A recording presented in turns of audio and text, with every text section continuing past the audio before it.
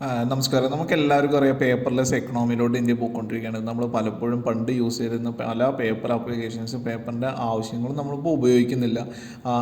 പിന്നെ നമ്മൾ ഇപ്പോൾ ഉള്ള ഓൺലൈൻ ബാങ്കിങ് തുടങ്ങി ഓൺലൈനായിട്ടുള്ള മറ്റെല്ലാ കാര്യങ്ങളും ഓൺലൈൻ തുടങ്ങി പേപ്പർലെസ് ആയിട്ട് ഉള്ളൊരു ഇതിലോട്ട് നമ്മൾ വളരെയധികം മൂവ് ചെയ്തുകൊണ്ടിരിക്കുക എന്നുള്ളതാണ്. പലപ്പോഴും നമ്മൾ ഓഫീസുകളിലെല്ലാം എഴുതിയിട്ടുണ്ടാവും, നമ്മൾ അൺനെസസറി ആയിട്ട് പ്രിൻ്റ് എടുക്കരുത്, ഡബിൾ സൈഡ് പ്രിൻ്റ് എടുക്കണം, പ്രിൻറ്റിങ് ഒഴിവാക്കണം, നമ്മൾ ട്രീസിനെ സേവ് ചെയ്യണം, മറ്റു കാര്യങ്ങളെല്ലാം നിങ്ങൾ കേട്ടിട്ടുണ്ടാവും. അപ്പോൾ ഇതുമായി ബന്ധപ്പെട്ടുള്ള ഒരു സൈഡിലൂടെ പേപ്പർ കുറവ് വരുമ്പോൾ മറ്റൊരു സൈഡിലൂടെ പേപ്പർ കൂടുന്നതും കാണാൻ പറ്റും. അതായത് നമുക്ക് ബർഗർ ബർഗർ റോൾ ചെയ്യുന്നത്, അല്ലെങ്കിൽ KFC തരുന്നത്, അതുപോലെ ഇങ്ങനത്തെ ഫുഡ് ഐറ്റംസ് എല്ലാം പലപ്പോഴും നമുക്ക് പേപ്പർ പ്രോഡക്ട്സിലൂടെ തരുന്നത് കാണാൻ പറ്റും.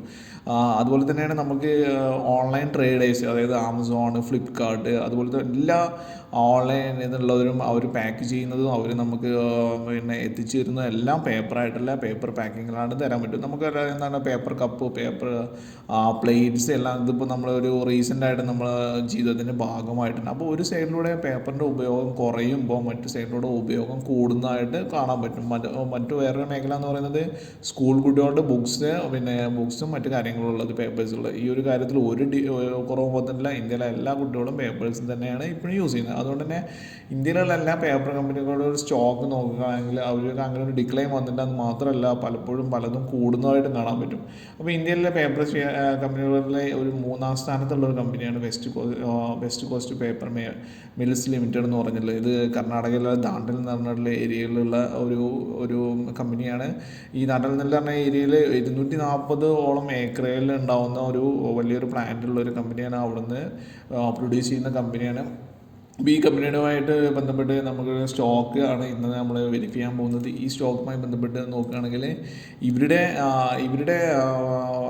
പ്രൊഡക്ഷൻ കപ്പാസിറ്റീസും മറ്റും കഴിഞ്ഞൊരു 5 വർഷമായിട്ട് ഭയങ്കരമായിട്ട് ഇൻക്രീസ് ചെയ്തിട്ടുണ്ടെന്ന് പറയാൻ പറ്റും. പക്ഷേ ഇപ്പോൾ നമ്മൾ ഈ ഒരു സ്റ്റോക്കിനെ പറ്റി ഇന്ന് പറയുന്നതിൻ്റെ അതിൻ്റെ റീസൺ എന്താണെന്ന് വെച്ചാൽ ഈ ഒരു സ്റ്റോക്ക് 200 DMAയുടെ താഴെ വന്ന് ഡിസ്പ്ലേസ്മെൻറ്റ് മൂവിങ് ആവറേജിൻ്റെ താഴെ വന്നിട്ട് നമുക്ക് ഇപ്പോൾ പർച്ചേസ് ചെയ്യാൻ പറ്റുന്ന രീതിയിലോട്ട് ഈ ഒരു ഇത് വന്നിട്ടുണ്ട്. ഇനി ഇവരുടെ ഒരു കീ പോയിൻറ്റ്സ് മറ്റു കാര്യങ്ങൾ പേപ്പറിൻ്റെ മറ്റുള്ള പ്രോഡക്റ്റുകളാണ് ഇവരുടെ മെയിൻ പ്രോഡക്റ്റുകൾ. അതായത് പിന്നെ 52 മുതൽ 600 GSM gram per square metre, അതായത് പേപ്പറിൻ്റെ തിക്നെസ്സും മറ്റുള്ള കാര്യങ്ങളുമായിട്ട് ബന്ധപ്പെട്ടുള്ള ഒരു റേഷ്യോസാണ്. ഇതുപോലെ ഇത്രയും റേഷ്യോസ് ഉള്ള പ്രോഡക്റ്റ്സ് ഇവർ ഉണ്ടാക്കുന്നുണ്ടെന്ന് അറിയാൻ പറ്റും. അവരുടെ 93% ഓഫ് റവന്യൂ വന്നതും 2023 അവരുടെ 93% റവന്യൂ വന്നതും പേപ്പർ പ്രോഡക്ട്സ് മാത്രമാണ്. അത് പറയാൻ കാരണം പേപ്പർ പ്രോഡക്ട്സ് അല്ലാത്ത വേറെ പ്രോഡക്റ്റ് കൂടെ അവർ ഉണ്ടാക്കുന്നുണ്ടെന്ന് അറിയാൻ വേണ്ടിയിട്ടാണ്. അവർ ഈ OFC ഓപ്റ്റിക്കൽ ഫൈബർ കേബിൾ എന്ന് പറഞ്ഞിട്ടുള്ള ഒരു സംഭവം നമ്മുടെ ഈ മൊബൈൽ നെറ്റ്വർക്കിംഗ് എല്ലാം ഭൂമിയുടെ അടിയിലൂടെ കൊണ്ടുപോകുന്ന കേബിൾസ് ഉണ്ട്. ഈ കേബിൾസ് ഉണ്ടാക്കുന്ന ഒരു പ്ലാന്റ് കൂടെ അവർക്ക് ആന്ധ്രാപ്രദേശിലുണ്ട്.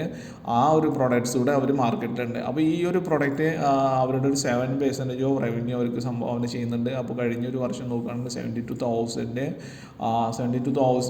കിലോമീറ്റർ അവർ കേബിൾ സെയിൽ ചെയ്തു അല്ലെങ്കിൽ മാനുഫാക്ചർ ചെയ്തു എന്ന് കാണാൻ പറ്റും.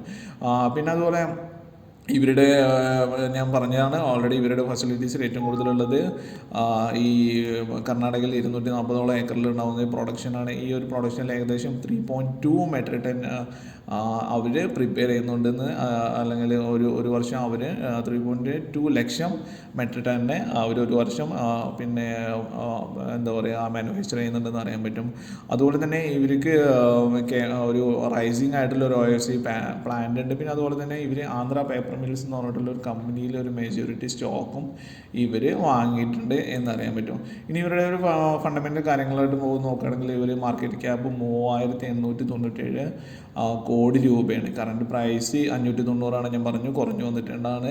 അതുപോലെ തന്നെ 815 എന്നുള്ളൊരു ഹൈയിൽ നിന്നാണ് ഇവർ താഴോട്ട് വന്നിട്ടുള്ളത് എന്നുള്ളതാണ്. അപ്പോൾ ഈ ഒരു ഡൗൺ ആയ സ്ഥിതിക്ക് നമുക്കിപ്പോൾ പർച്ചേസ് ചെയ്യുകയാണെങ്കിൽ മച്ച് ബെറ്ററായിട്ട് അത് ഒരു പ്രൈസ് ഹൈക്കും ഇത്രയും ഒരു ഫണ്ടമെൻ്റലും വലിയ കമ്പനിയും വലിയ പ്രോഡക്ട്സും വലിയ പ്രോഡക്റ്റ് റേഞ്ചും. അതുപോലെ പറയാൻ മറന്ന മറ്റൊരു കാര്യം എന്ന് പറഞ്ഞാൽ ഇവർക്ക് 22 വിദേശ രാജ്യങ്ങളിലോട്ട് ഇവർ എക്സ്പോർട്ട് ചെയ്യുന്നുണ്ട്.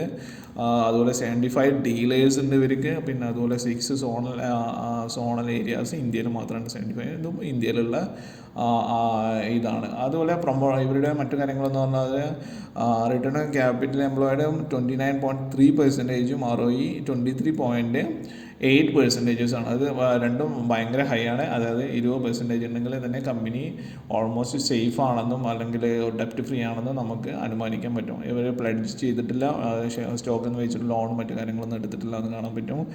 പ്രൊമോട്ടർ ഹോൾഡിംഗ് ഓണേഴ്സിൻ്റെ കയ്യിൽ തന്നെയാണ് 56.5% വന്നിട്ടുള്ളത്. ഇനി ഇവരുടെ ഒരു 1-2 ഞാൻ പറഞ്ഞു ഡെപ്റ്റ് ഫ്രീ ആണ്. CAGR 88.6% ആണ്.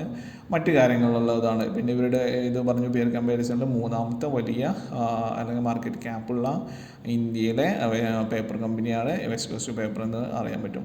പിന്നെ അവരുടെ ക്വാർട്ടർലി റിസൾട്ട്സ് വരികയാണെങ്കിൽ ഇതിന് മാത്രമാണ് ഇപ്പോൾ നോക്കേണ്ടത്. ഇപ്പോൾ ജൂണിലെ റിസൾട്ട്സ് വന്നിട്ടില്ല. ഇപ്പോൾ ക്വാർട്ടർലി റിസൾട്ട്സിൽ നമ്മളെന്താ പറയുക, ക്വാർട്ടർലി റിസൾട്ട്സ് മാത്രം നോക്കുമ്പോൾ സെയിൽസ് കുറച്ച് കൂടിയിട്ടുണ്ടെന്ന് അറിയാൻ പറ്റും. പക്ഷേ പ്രോഫിറ്റ് നോക്കുമ്പോൾ കഴിഞ്ഞൊരു വർഷം അത് കുറഞ്ഞില്ല എന്ന് ഞാൻ അടുത്തൊരു ഇതിൽ അത് പറഞ്ഞു തരുന്നതാണ്. ടാക്സസ് എല്ലാം പേ ചെയ്തിട്ടുണ്ട് അവർ. പിന്നെ ഓപ്പറേറ്റിംഗ് പ്രോഫിറ്റ് ഇതാണ് വന്നിരിക്കുന്നത് 170 ആണ്, കുറച്ച് കുറഞ്ഞിട്ടുണ്ട്. നെറ്റ് ടാക്സ് കൂടി, അതുകൊണ്ട് നെറ്റ് പ്രോഫിറ്റും കുറഞ്ഞിട്ടുണ്ടെന്ന് അറിയാൻ പറ്റും. ഇങ്ങനത്തെ 1-2 ഇതുകൊണ്ടാണ് ഇപ്പോൾ ഈ സ്റ്റോക്ക് പ്രൈസ് കുറഞ്ഞതെന്ന് പറയാം. പിന്നെ അതുപോലെ ഈ ഇതിൽ മെജോറിറ്റി സ്റ്റോക്ക് എടുക്കുന്നതോടുള്ള ഫിനാൻഷ്യൽ അൺസ്റ്റെബിലിറ്റിയോടാണ് ഇവരുടെ സ്റ്റോക്ക് പ്രൈസ് കുറഞ്ഞതെന്നുള്ളതാണ് റീസൺസ് ആയിട്ട് അറിയാൻ പറ്റുന്നത്.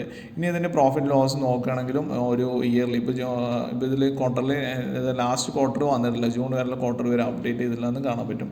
ഓക്കെ, ഇനി പ്രോഫിറ്റ് ലോസ് നോക്കുകയാണെങ്കിലും എന്താ പറയുക, സ്വല്പം കുറഞ്ഞിട്ടുണ്ടെന്ന് ഈ ഒരു ലാസ്റ്റ് ഇയർ ആകുമ്പോഴേക്കും നമുക്ക് കാണാൻ പറ്റും. 4921 ഉണ്ടായിരുന്നു, 4408 ആണുള്ളത്.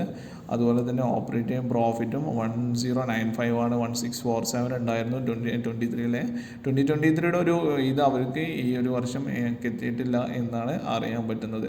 ഇനി നെറ്റ് പ്രോഫിറ്റും കുറഞ്ഞിട്ടുണ്ട്, പ്രോഫിറ്റ് ബിഫോർ ടാക്സസ് കുറഞ്ഞിട്ടുണ്ട്, എല്ലാം കുറഞ്ഞിട്ടുണ്ട് എന്ന് അറിയാൻ പറ്റും.